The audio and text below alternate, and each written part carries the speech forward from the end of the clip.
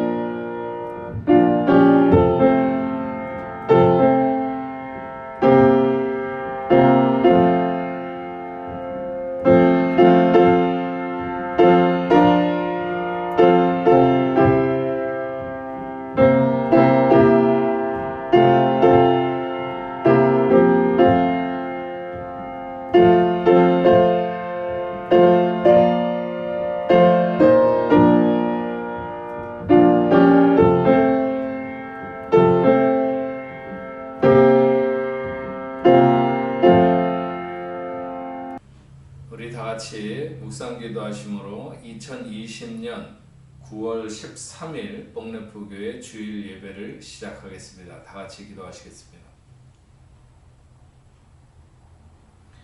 우리의 능력이 되시는 하나님을 향하여 기쁘게 노래하며 야곱의 하나님을 향하여 즐거이 소리칠지어다.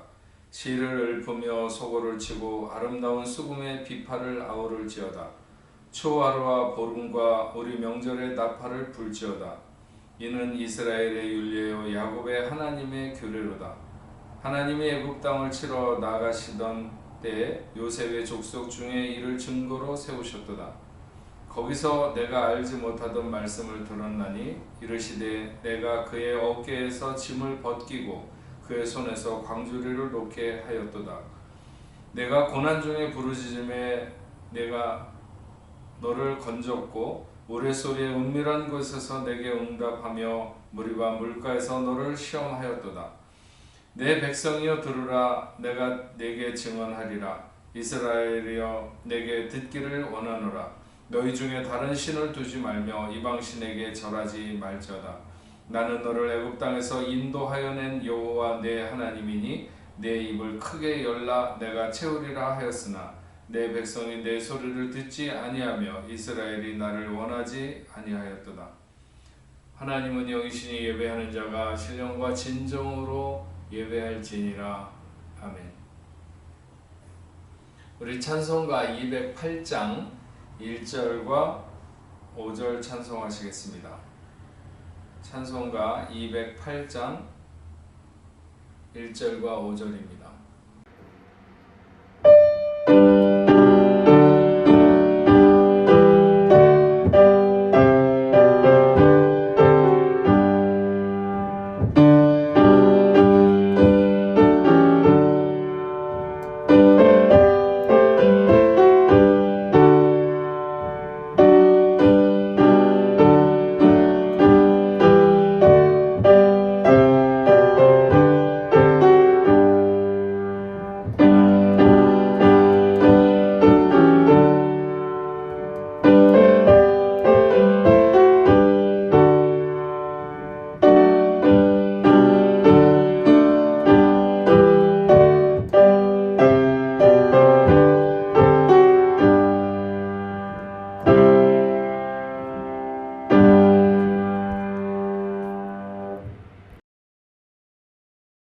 나는 전능하신 아버지 하나님, 천지의 창조주를 믿습니다. 나는 그의 유일하신 아들, 우리 주 예수 그리스도를 믿습니다. 그는 성령으로 잉태되어 동정녀 마리아에게서 나시고 본디오 빌라도에게 고난을 받아 십자가에 못 박혀 죽으시고 장사된 지 사흘 만에 죽은 자 가운데서 다시 살아나셨으며 하늘에 오르시어 전능하신 아버지 하나님 우편에 앉아 계시다가 거기로부터 살아있는 자와 죽은 자를 심판하러 오십니다. 나는 성령을 믿으며 거룩한 공교회와 성도의 교제와 죄를 용서받는 것과 몸의 부활과 영생을 믿습니다. 아멘. 찬송가 282장 찬송하시겠습니다. 찬송가 282장입니다.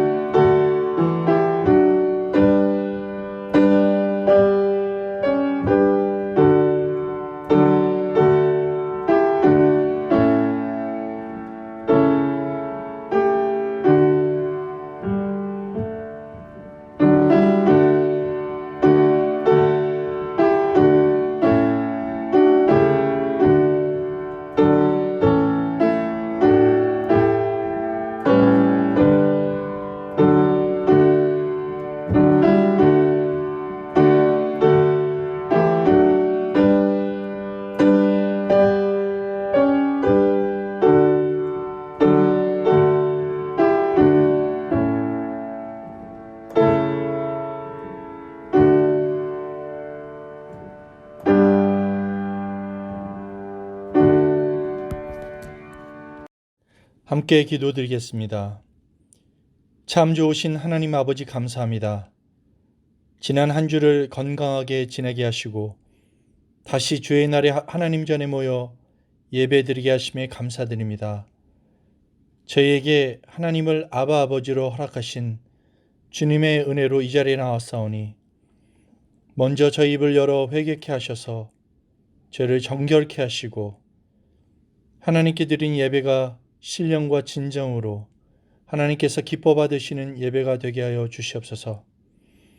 하나님, 금년에는 지금까지 경험하지 못했던 질병으로 많은 이들이 영육간에 힘들고 경제적으로도 어려워지고 있지만 하루속히 바이러스를 예방하고 치료한 일들이 준비되어 모든 이들의 건강과 생활이 정상으로 돌아갈 수 있도록 하나님의 자비와 긍휼을 기대하며 기도합니다. 하나님, 이 시간 저희가 폭레프교회 공동체 각자의 삶에 관심을 갖고 기도하기를 원합니다. 아픈 이들을 위한 기도와 위로와 함께 하나님께서 말씀하신 진정한 이웃인 선한 사마리아인의 모습을 저에게 허락하셔서 서로 나누며 위로하여 초대교회 공동체처럼 어려운 상황을 함께 극복하게 하여 주시옵소서. 또한 하나님을 사랑하는 것처럼 내 이웃을 사랑하라고 말씀하신 하나님 말씀을 기억하며 하나님을 모르는 세상의 이웃들에게도 예수 그리스도의 참 사랑을 실천하는 예수님의 제자들이 되게 저희를 인도하여 주시옵소서. 하나님, 저희가 하나님의 말씀 가운데 거하고 그 안에서 자유케 되기를 간구합니다. 생각이 다르다는 이유로 다른 이들을 미워하거나 무시하지 않게 하시고 모두 하나님께서 지으신 피조물임을 기억하게 하여 주시옵소서. 또한 악한 영이 주도하는 분쟁과 시기와 편가름의 생각에 서지 않게 하시고 사랑으로 허물을 덮어 하나님의 사랑이 세상에 편만해지는 도구로 저희를 사용하여 주시옵소서. 이 교회를 사랑하시는 하나님, 김승천 담임 목사님과 교역자분들을 통해 교회 안의 말씀과 양육이 있게 하시고 교회를 통해 파송한 선교사님들로 먼 이국에서 하나님 말씀이 전하게 하심에 감사드립니다. 이들의 헌신과 수고를 통해 하나님 나라가 확장되고 많은 이들이 하나님의 백성으로 돌아오는 귀한 역사가 일어날 수 있도록 하나님, 이들을 영육간에 강건케 하시고 필요한 것들로 채워 주시옵소서. 또한 장로님들과 중직자들을 포함한 모든 일꾼들과 보이지 않는 곳에서 헌신하는 손길을 하나님 위로하시며 각자의 생활 가운데 주님과 동행하는 기쁨과 평강이 넘치게 하여 주시옵소서. 또한 교회에서 다시 준비하고 있는 제자반 훈련을 통해 말씀과 기도의 훈련을 계속하여 믿음의 장성한 분량까지 이르게 하시고 또한 각자에게 허락하신 달란트로 교회를 단단한 반석 위에 세우는 하나님의 선한 도구여 정결한 믿음의 그릇들이 될 수 있도록 성령으로 저희를 인도하여 주시옵소서. 오늘 강단에 선 김승천 담임 목사님의 말씀을 통해 하나님을 만나는 시간이 되게 하시고 한 주간을 승리케 하시며 하나님의 자녀로 세상 가운데 빛과 소금의 역할을 감당할 수 있도록 저희의 일상을 인도하여 주시옵소서. 마음과 뜻과 정성을 다해 드리는 성가대의 찬양을 하나님 기뻐 받아 주시옵소서. 오늘 드리는 예배를 통해 주님께서 홀로 영광 받으시옵소서. 예수 그리스도의 이름으로 감사하며 기도드렸습니다. 아멘. 성경 말씀 보시겠습니다. 하나님께서 오늘 우리에게 주시는 말씀은 구약성경 신명기 9장 1절부터 5절 말씀입니다. 구약성경 275페이지 신명기 9장 1절부터 5절 말씀까지 보도록 하겠습니다.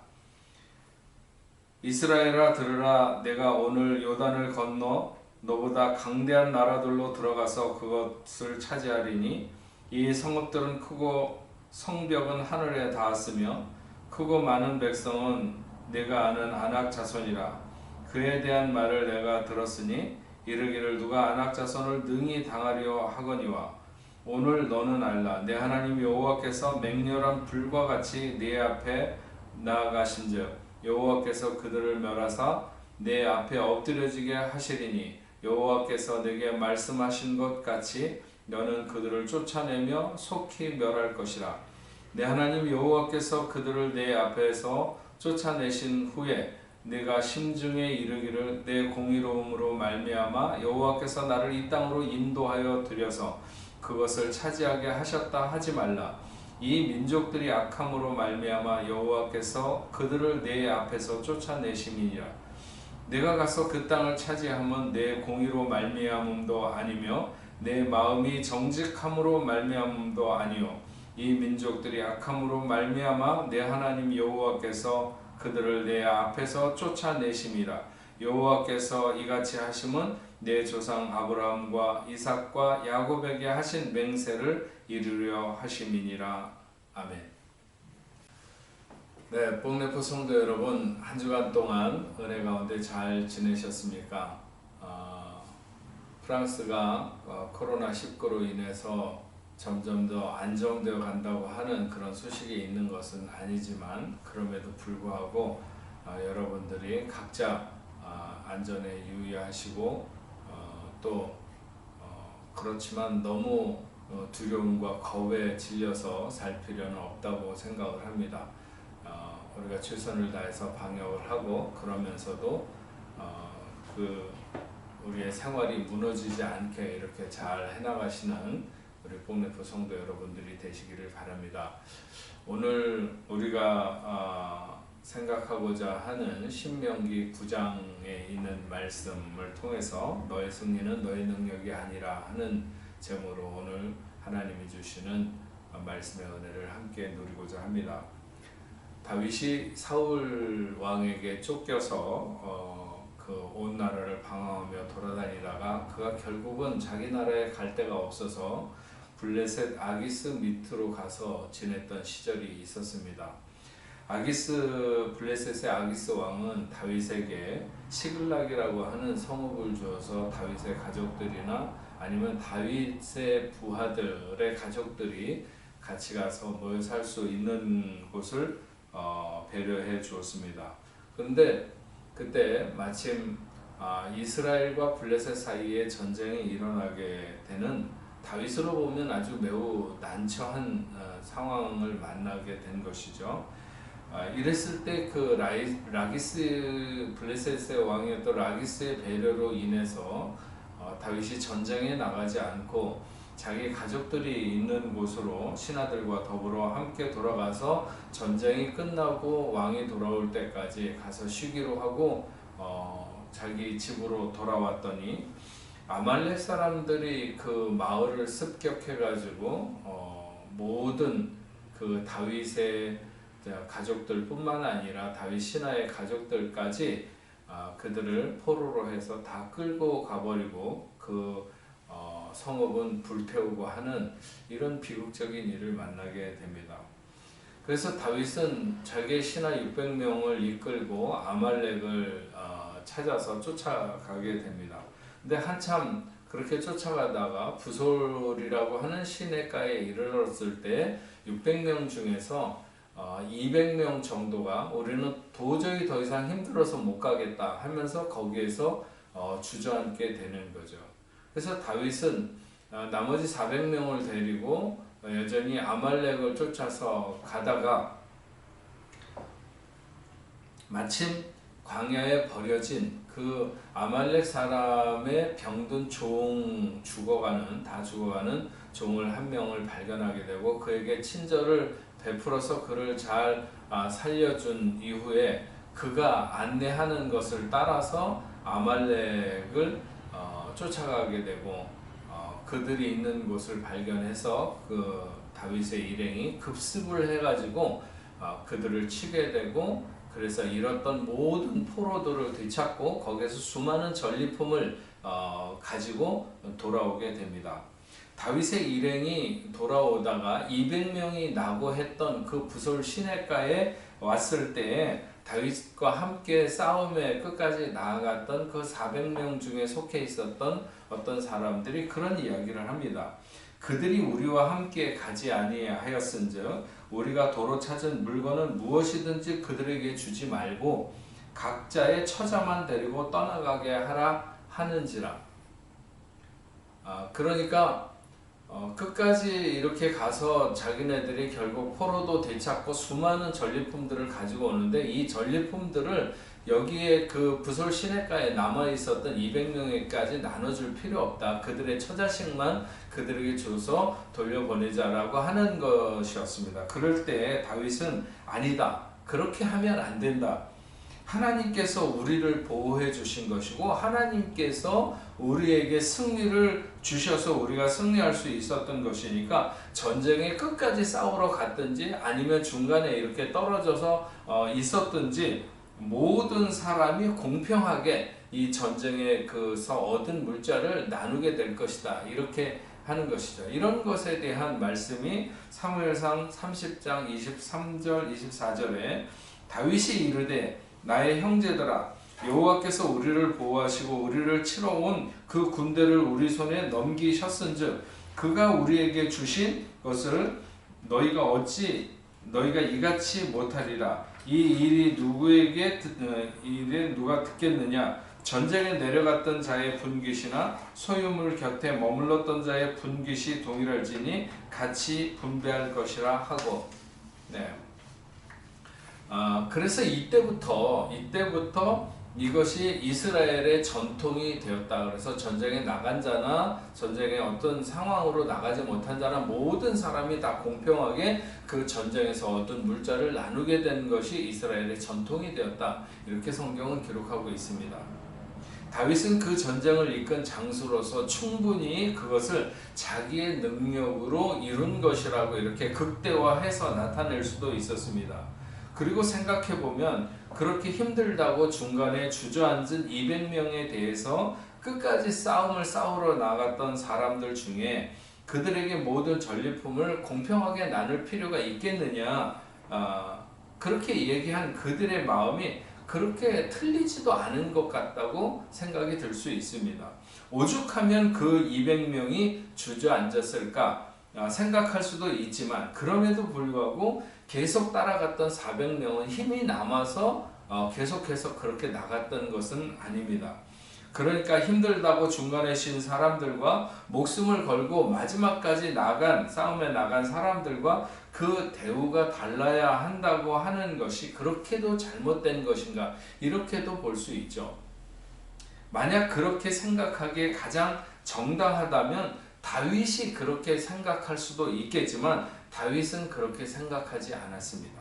그리고 성경에 그렇게 생각한 사람들을 가리켜서 이를테면 양아치와 같다. 사무엘상 30장 22절 앞부분을 보면 다윗과 함께 갔던 자들 가운데 악한 자와 불량배들이 다 이르되, 이 악한 자와 불량배들이 바로 양아치 같은 사람들인 거죠. 그들의 행동이 그랬다는 것이 아니라 그들의 마음이 그런 양아치와 같았다는 거예요. 모두가 다윗을 따르는 신하들이었기 때문에 그들의 겉으로 드러난 행동이 그렇단 말은 아니었습니다. 그들의 내면이 그랬다는 것이죠. 그런 양아치 같은 마음은 어디에서 시작되는 것인가? 그것은 승리를 자기의 능력이라고 생각하는 데서부터 시작된다는 거예요. 그 승리가 내 능력이라고 생각하는 데서부터. 다윗은 명확하게 알고 있었어요. 그것은 하나님이 자기들을 보호하신 것이며 하나님이 승리를 거두게 하신 그런 승리였다는 것이죠. 무엇을 대단히 잘못했다기보다는 하나님의 승리를 자신의 승리로 생각하는 자를 가리켜서 악한 자와 불량배들이라, 이렇게 성경은 규정하고 있습니다.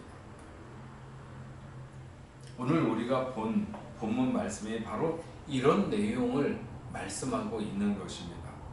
1절부터 3절 말씀을 다시 한번 보면, 이스라엘아 들으라, 네가 오늘 요단을 건너 너보다 강대한 나라로 들어가서 그것들을 차지하리니 그 성읍들은 크고 성벽은 하늘에 닿았으며 크고 많은 백성은 네가 아는 아낙 자손이라. 그에 대한 말을 네가 들었으니 이르기를 누가 아낙 자손을 능히 당하리요 하거니와 오늘 너는 알라 네 하나님 여호와께서 맹렬한 불과 같이 네 앞에 나아가신즉 여호와께서 그들을 멸하사 내 앞에 엎드려지게 하시리니 너는 그것들을 쫓아내며 속히 멸할 것이라. 모세는 이스라엘 백성들에게 이제 요단을 건너가서 가나안 땅에 들어가서 그 땅을 차지할 것이라고 말을 합니다. 실제로 이들은 모세의 이런 설교를 듣고 난 이후에 약 2달 후에 요단을 건너 가나안 땅에 들어가서 그 땅을 차지하기 시작합니다. 그런데 그들이 들어가야 할 가나안 땅이 견고하게 방비를 하고 있다는 것이죠. 그 성읍들은 크고 성벽은 하늘에 닿았으며 이스라엘 백성들이 광야에서 살아가는 그들의 삶은 언제든지 이사갈 수 있는 정도의 바람막이 천막 정도를 치면서 아마 그들은 40년간 그 땅에서 보내게 되었을 것입니다. 대부분 광야에서 태어난 2세대들로서 그들은 그럴듯한 정말 번듯하게 지은 집은 제대로 한 번도 태어나서 구경한 적도 없는 사람이 대다수였습니다. 그런데 가나안 땅에는 이미 하늘을 찌를 듯한 높은 성벽으로 둘러친 성읍들이 있었고 보는 것만으로도 이스라엘 백성은 그것에 압도당할 수밖에 없는 것이었죠.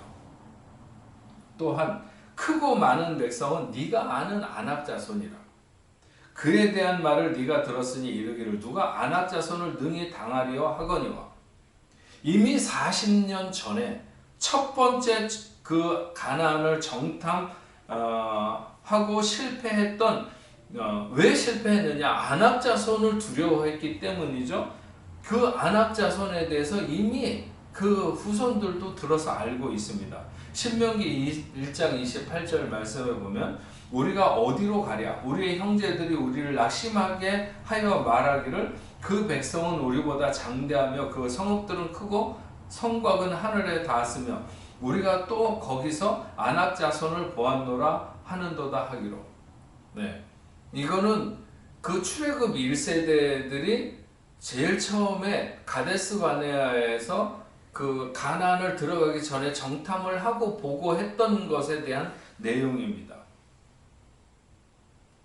그러니까 40년 전 가나안에 들어가려고 했던 그들의 조상들이 가데스 바네아에서 맞았던 상황과 하나도 달라진 것이 없는 것이죠. 다만 지금 이스라엘 백성들은 하나님이 그들과 함께 하셔서 전쟁에서 몇 번 승리한 경험을 가지고 있습니다. 그것은 헤스본 왕 시온과 바산 왕 옥과 더불어 싸웠고 승리했던 것이죠. 바로 그 바산 왕 옥이 아낙 자손입니다. 그 사람의 침대는 요즘으로 말하면 킹 사이즈의 침대의 2배 정도는 될 정도로 그렇게 아주 큰 체구가 컸던 것으로 알려집니다. 거인족이죠. 이스라엘 사람들은 처음 그들을 봤을 때 자신들은 도저히 그들의 상대가 안 된다. 그래서 스스로 볼 때 스스로 사람과 메뚜기 정도의 관계로 볼 정도로 그렇게 생각했습니다. 하지만 이제 2세대 이스라엘 백성들은 광야에서 생활을 통해 오직 하나님만 의지하는 훈련을 거듭해왔고 그래서 요단 동편에서 몇몇 번의 전쟁도 승리를 했습니다. 하지만 그런 전쟁의 승전 경험이 그들을 또다시 승리하게 하는 것은 아니죠. 그리고 그들의 군사력이나 정보망이 입증하는 승리도 아닙니다. 여호와께서 이스라엘 군대 앞에서 요단강을 건너실 것이며 맹렬한 불처럼 이스라엘의 대적들의 가장 파괴적인 방법으로 전진하실 것이라고 하는 것입니다. 하나님께서 그 대적들을 파하시고 엎드려지게 하실 것이기 때문에 이스라엘은 이방의 족속을 그 땅에서 쫓아내며 속히 멸할 수 있을 것이라고 하는 것입니다. 여호와께서 맹렬한 불과 같이 내 앞에 나아가신지 누가 이 여호와의 맹렬한 불을 도대체 막아설 수 있겠습니까? 아무리 하늘 높은 줄 모르는 성곽이라 할지라도, 그리고 아무리 주변 사람들 그 누구도 덤빌 수 없는 거대한 안악자손이라 할지라도 여호와 하나님께서 맹렬한 불로 나가시는데 누가 막아서겠습니까? 하나님은 우리의 뒤에서 도와주시겠다고 말씀하시는 것이 아니라 우리의 앞서 나가신다고 말씀하고 있습니다. 승리는 그냥 그분의 뒤를 따라가면 얻어지는 것입니다. 승리를 위해서 무엇은 하면 안 되고 무엇을 해야 된다고 말씀하고 있지 않습니다. 그냥 앞서 나가시는 그분을 따라가기만 하면 되는 것이었습니다. 그런데 주의해야 하는 것은 승리를 하기 위해서가 아니라 승리를 하고 나서인 것을 알 수 있습니다. 4절과 5절 오늘 본문은 이렇게 말씀하고 있습니다. 내 하나님 여호와께서 그들을 네 앞에서 쫓아내신 후에 네가 심중에 이르기를 내 공의로움으로 말미암아 여호와께서 나를 이 땅으로 인도하여 들여서 그들을 차지하게 하셨다 하지 말라. 이 민족들이 악함으로 말미암아 여호와께서 그들을 네 앞에서 쫓아내심이니라. 네가 가서 그 땅을 차지함은 네 공의로 말미암음도 아니요 이 민족들이 악함으로 말미암아 네 하나님 여호와께서 그들을 네 앞에서 쫓아내심이라. 여호와께서 이같이 하시면 내 조상 아브라함과 이삭과 야곱에게 하신 맹세를 이루려 하심이니라. 앞에서 다윗과 함께 아말렉을 치기 위해서 끝까지 싸우러 나갔던 사람들 중에 그 생각이 악하고 불량한 양아치와 같은 사람들이 있다고 했는데 그들은 자기들이 엄청난 기여를 해서 그 싸움에 승리한 것이 아니라고 하는 것을 알고 있었습니다. 그러나 거기 있었다는 것만으로 그들은 자기들이 엄청난 승리에 기여한 부분이 있는 것처럼 생각하고 자기 마음에 자부심을 갖거나 그렇게 드러냈던 것이죠. 그러나 그 싸움은 도저히 승산의 확률이 있었던, 자기들에게 있었던 싸움이 아닙니다. 다윗은 그것을 분명히 알았고 하나님이 보호하시고 하나님이 그들을 치셨기에 자기들이 이길 수 있는 것을 분명히 알았습니다. 하나님은 이스라엘 백성들이 결코 자만해지는 것을 원치 않으십니다. 그리고 그런 자만은 그들이 신속하게 하나님을 떠나는 결과를 낳는다는 것을 아셨습니다. 하나님이 가나안 백성들을 쫓아내셨을 때 네가 심중에 이르기를 내 공의로움으로 말미암아 여호와께서 나를 이 땅으로 인도하여 들여서 그것을 차지하게 하셨다 하지 말라. 이건 일종의 어떤 영적 교만을 경계하고 있는 말씀이죠. 그러니까 나 때문에 여호와께서 나에게 승리를 주셨다 이렇게 생각하지 말라고 하는 것입니다. 그래서 승리한 게 아니고 너 때문에 승리한 게 아니고 하나님이 그 사람들을 충돌하신 이유는 너 때문이 아니라 그 민족이 악해서 내가 그들을 네 앞에서 쫓아낸 것이라고 말씀하고 있는 것입니다. 하나님의 백성이 주의하고 경계해야 될 신앙의 위험이 무엇인가? 그것은 하나님의 공의로우신 손길에 진멸될 외적인 대적자, 그 사람들이 위험이 아니라는 거예요. 하나님의 주권과 은혜를 멸시하고 하나님을 경외할 줄 모르는 나의 내면의 불신앙과 교만이 훨씬 더 위험하다는 것이죠. 우리가 하나님의 사랑과 긍휼을 체험하는 것은 우리 자신의 의로움이라든지 정직함이라든지 혹은 내가 다른 사람보다 우월하거나 능력이 있기 때문이 아니라 오직 하나님의 주권적인 섭리와 은혜의 결과임을 항상 잊어서는 안 된다고 하는 것입니다. 하나님이 복 주셔야 할 대상만 상대하는 것이 아니라 벌 주실 대상도 상대하신다는 것이죠. 그리고 5절 말씀에 보면 여호와께서 그들을 내 앞에 쫓아내신 것은 내 조상 아브라함과 이삭과 야곱에게 하신 맹세를 이루려 하심이라고 했습니다. 우리가 원수의 목전에서 상을 얻으면 그것은 하나님이 원수를 충동하는 것이며 충돌하는 것이며 우리가 이유를 알 수 없는 은혜와 복을 받으면 그것은 하나님이 언젠가 약속하신 믿음의 선진들과 하신 약속을 지키는 것이라고 하는 것입니다. 그러니까 우리의 승리는 우리의 능력이 아니라고 하는 것이죠. 그것을 진정으로 깨닫는 자만이 또 승리를 할 수 있고 계속해서 승리를 얻을 수 있습니다. 만약 한순간이라도 그것이 뭔가 나로 인해서 얻어진 승리라고 생각하는 순간 우리는 그 정점으로부터 미끄러질 수밖에 없습니다. 늘 앞서가시는 여호와를 따라가며 내가 무엇이 간데 이와 같은 은혜를 내가 누리게 됩니까?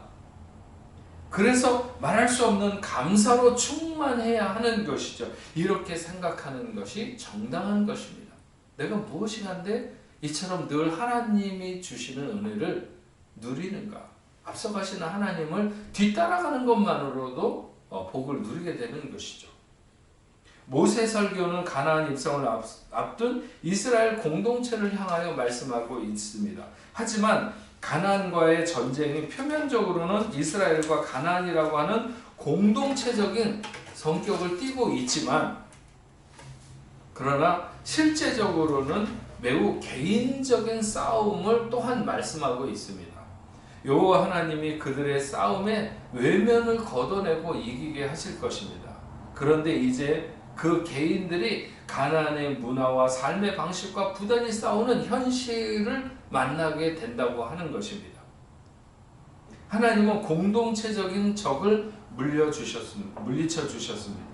이제 그들은 자신들의 내면적인 불신앙과 부단히 싸워야 하고 또 개인에게 끊임없이 다가서는 유혹과 싸움으로부터 자신을 지켜야 될 그런 시간이 오게 되는 것이죠. 성경에 나타난 이스라엘의 여정을 보면 간혹 어떤 한 사람의 범죄가 수많은 사람의 불행으로 이어지는 것을 알 수 있습니다. 그것은 그들이 공동체이면서 또한 하나님이 각각 한 사람씩 개인으로 대하고 있다고 하는 것을 알 수 있는 것이죠. 제가 지난 주일에 코비드-19 상황을 전 세계 사람들이 당하는 문제로 그래서 몇십억 분의 1만큼의 문제로 받아들이지 말고 이 문제로 하나님께서 우리 각자에게 다가오시며 교훈하시는 것이 무엇인가를 생각하자고 말씀드렸습니다. 분명히 전 세계가 맞닥뜨린 문제이지만 그러나 각각 개인을 향한 하나님의 의도가 분명히 있다는 사실을 우리는 알아야 합니다. 초기 박해를 받으며 땅속으로 숨어들던 때의 교회 공동체보다 높고 뾰족한 교회를 땅 위에 세우던 중세의 교회는 옛날보다 훨씬 더 화려하고 웅장해졌지만 그러나 그 각각의 신앙이 힘을 잃었고 오늘날 한국교회 공동체를 생각해봐도 많이 성장하고 화려해졌지만 그러나 한 사람 한 사람 그리스도의 영향이 뒤따르지 하나님이 원하시는 것만큼 그렇게 높아지지 못하는 불행한 시대를 우리가 맞고 있는 것은 아닌가 이런 생각을 우리가 해보게 됩니다. 6절 말씀은 더 분명히 못을 박아서 이렇게 말씀합니다.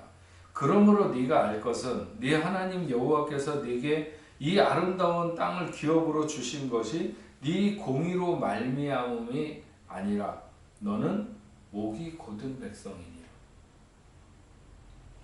모세는 이스라엘이 목이 곧은 백성임을 증명하기 위해서 과거에 몇 가지 사건을 말합니다. 그것은 자신을 합리화하며 변명하려고 하는 이스라엘 사람들의 입을 막아버리는 것이죠. 그러면서 여러 가지 사건들 중에 가장 큰 사건으로 금송아지 숭배 사건을 다루고 있습니다. 목이 곧은 것이라고 하는 것은 멍에를 매지 않으려고 하는 멍에를 매지 않으려고 거부하는 황소에 버티는 것과 같이 고집센 모습을 말하는 것입니다. 하나님 앞에서 이스라엘에 가졌던 불순종과 거역, 어리석은 거만 같은 것을 은유적으로 표현하는 것이죠. 이런 것은 주로 언제 나타나는 범죄인가 하면 바로 자신의 일이 형통할 때 주로 나타나기 쉬운 그런 죄악의 모습이라고 하는 것입니다. 그래서 모세는 그들에게 하나님의 그 염려를 냉정하게 전달하는 것이죠. 하나님이 가나안의 어떤 민족과 충돌해서 싸워서 이기는 것이 문제가 아니라 그 승리를 자신의 능력으로 생각해서 신속하게 무너지거나 타락하는 그들을 염려했던 것입니다. 하나님은 당신의 자녀들을 승리의 정점에 늘 세우기를 원하십니다. 아무리 어렵고 힘든 싸움이라도 우리에게 완벽한 승리를 그리고 반전을 허락하실 수 있습니다. 또 그렇게 하실 만한 능력이 충분한 하나님이시죠. 다만 그렇게 했을 때 많은 사람들이 신속하게 하나님을 떠나고 교만에 빠지게 된다고 하는 것입니다. 얼른 생각해보면 하나님이 전쟁을 승리로 이끄셨어도 그 백성들이 각자 자기들 때문에 그 전쟁에 이겼다고 생각하는 것이 뭐 그렇게 나쁠까? 그냥 좀 봐주시지 라고 할 수도 있습니다. 그리고 그것도 누구에게 그렇게 뭐 말을 하고 자랑했다는 것도 아니고 여기 성경에 보면 네가 심중에 그냥 마음속에 그렇게 생각하는 것이고 또 내 공의로움으로 말미암아 여호와께서 나를 이 땅으로 인도하여 들여서 그것을 차지하게 하셨다. 내 공의로움으로 말미암아 하는 말만 빼면 정말 훌륭한 신앙인의 고백과도 같습니다. 하지만 하나님은 그 심중을 꿰뚫어 보시기에 우리가 누구에게인가 막 온 사람들에게 자랑하고 돌아다니는 것이 아니라 내 심중에 이르기를 하나님이 내가 정직하고 내가 공의롭고 내가 잘해서 그것을 보셔서 하나님께서 이런 일을 나에게 이루셨다 이렇게 생각하려고 하는 그 마음이 결국은 어디로 흘러가고 어떤 결과를 낳을지에 대해서 하나님이 너무 잘하신다고 하는 것입니다.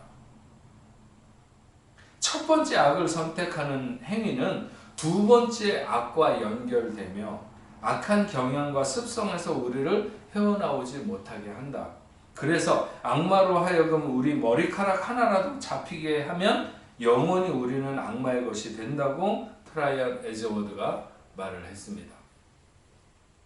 내가 미워하는 사람이 잘 되는 것이 내게 화가 아니고 내가 미워하는 사람이 잘못되는 것이 내게 복이 아닙니다.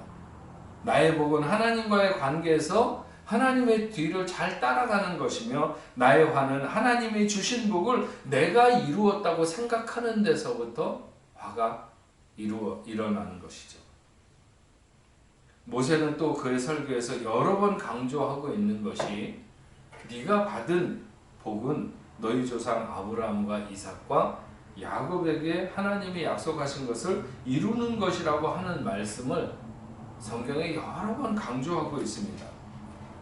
그러니까 단 한 번도 마음을 높이지 않고 하나님 앞에 철저하게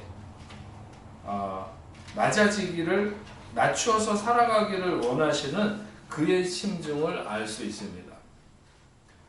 나이가 좀 이제 저도 나이가 좀 든 요즘에 와서 드는 생각 중에 하나는 우리 부모님이 우리 자식들을 향해서 그의 손길이 다 미치지 못하는 모든 순간을 기도로 채우셨다는 생각을 종종 하게 됩니다. 제가 제 자식들을 생각하면서 그런 생각을 가지니까 그 아이들이 지금 내 곁에 있지 않아도 늘 내가 보지 못하는 모든 순간에 그 자녀들이 이렇게 되었으면 좋겠고 이렇게 살았으면 좋겠고 이런 마음들이 더더욱 많아지는 것을 보면 알 수 있습니다. 그래서 오늘 제가 이만큼 아니면 뭐 이렇게 살아가는 모든 것이 내가 오늘 하나님 앞에 뭔가를 받을 만한 것이 있거나 누릴 만한 것이 있어서 그렇게 살아가는 것이 아니라 이분들의 기도나 이분들의 소망이 오늘 내 삶에 미치고 있다 이런 생각을 하게 됩니다. 영국에는 지금도 귀족 계급이 있죠. 귀족은 과거의 지방의 영주나 혹은 나라의 공훈이 큰 사람에게 내려진 영예로 그 후손들에게 세습되었습니다. 윈스턴 처칠 같은 사람은 11대 그의 선조였던 존 처칠이 오스트리아에서 그 프랑스 군과 그 싸워서 이긴 그 공로를 인정받아서 말보로 공작이라고 하는 것에 서품되었고 옥스퍼드 근교에 큰 성을 지어주었다고 합니다. 어쨌든 그렇게 귀족으로 서품된 당사자보다는 그 집이 대를 이을수록 존경도가 높아진다고 하는 것이죠. 자기를 받을 만한 공을 세운 사람이 그 어떤 존경을 받는 일은 마땅하죠. 그러나 정작 존경을 받는 사람들은 그 당사자들보다도 그의 아들보다는 그의 손자, 그의 손자보다는 그의 증손자가 더 존경을 받는다고 하는 것이죠. 그래서 귀족이 된 지 오래된 집안일수록 존경의 도가 더 커진다는 거예요. 5대째 귀족보다는 10대째 귀족보다는 15대째 귀족이 가치 있는 더 높은 가치를 인정받는 거죠. 1958년에 종신귀족법으로 세습되는 귀족 제도가 없어져서 서품되지 않지만 기존의 세습 귀족들은 희소가치 때문에 더 가치를 인정받고 있다. 이런 얘기가 있습니다. 이스라엘 백성들에게 아름다운 가나안 땅을 차지하게 하신 것은 결코 그들의 의로움이 아니라 누누이 강조해서 말하고 있습니다. 인생은 뭐든지 잘된 것은 자기 탓이라고 이렇게 하고 싶어하는 습성이 있죠.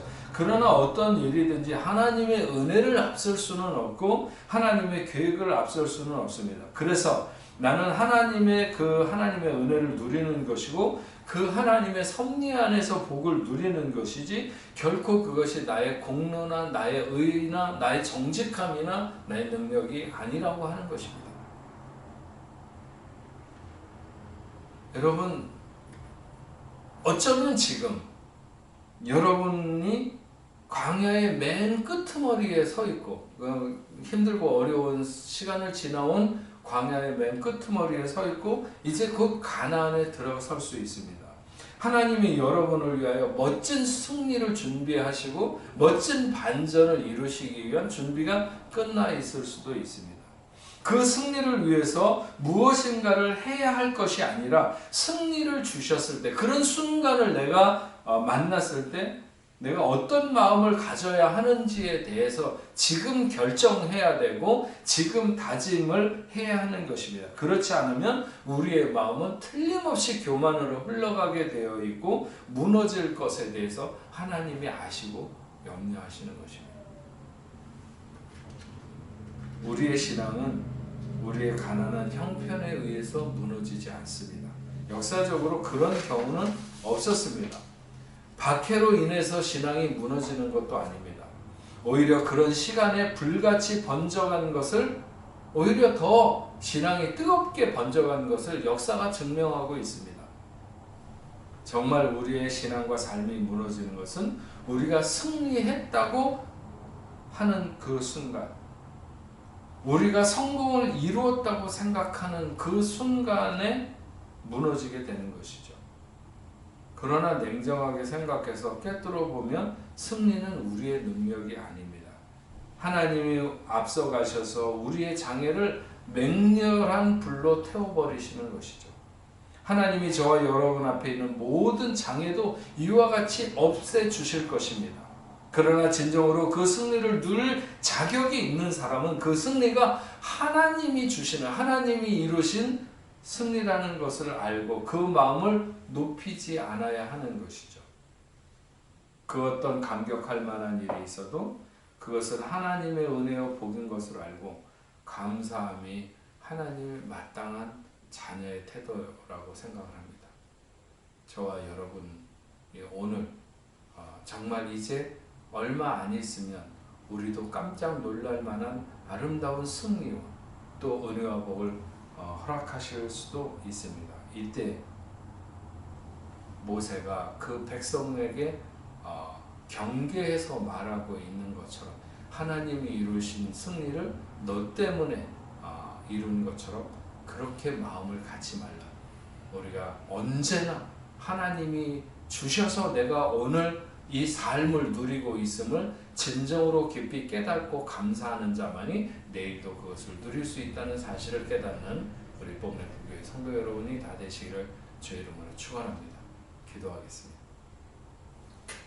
하나님 아버지, 오늘 저희는 신명기 9장에 있는 말씀을 통해서 우리가 살아가는 삶의 여정에서 얻게 되는 승리는 결국 내가 내 능력으로 아니면 나를 보고 하나님이 내게 이루신 것이라고 하는 이런 교만으로 흘러가지 않도록 우리를 경계하고 있는 말씀을 다시 한번 듣게 하여 주옵소서. 모세가 그렇게 그 백성에게 다짐하고 그래서 오직 하나님으로 내가 오늘 이런 것을 누리고 있다는 사실을 기억하라고 그랬음에도 불구하고 그러나 그들은 모세의 염려 아니 하나님의 염려처럼 그들은 마치 그런 가나안 땅의 복을 마치 자신들 때문에 하나님이 그런 것을 허락하신 것처럼 생각하는 이런 오류에 빠지게 되는 것을 알 수 있습니다. 오늘도 우리의 삶에 이루시는 하나님의 여러 가지 역사들을 우리가 내 것으로 착각하지 않도록 주여 도와주시옵시고 우리는 그 어느 한 날도 겸손함에서 벗어나지 않도록 주여 도와주시고 오직 하나님의 능력으로 하나님의 은혜로 하나님의 복으로 오늘 우리가 살아가는 것을 고백할 수 있는 그런 하나님의 거룩한 백성들이 다 되도록 주님 인도하여 주옵소서. 예수님의 이름으로 기도합니다. 아멘. 네, 우리 찬송가 401장 찬송하시겠습니다. 찬송가 401장입니다.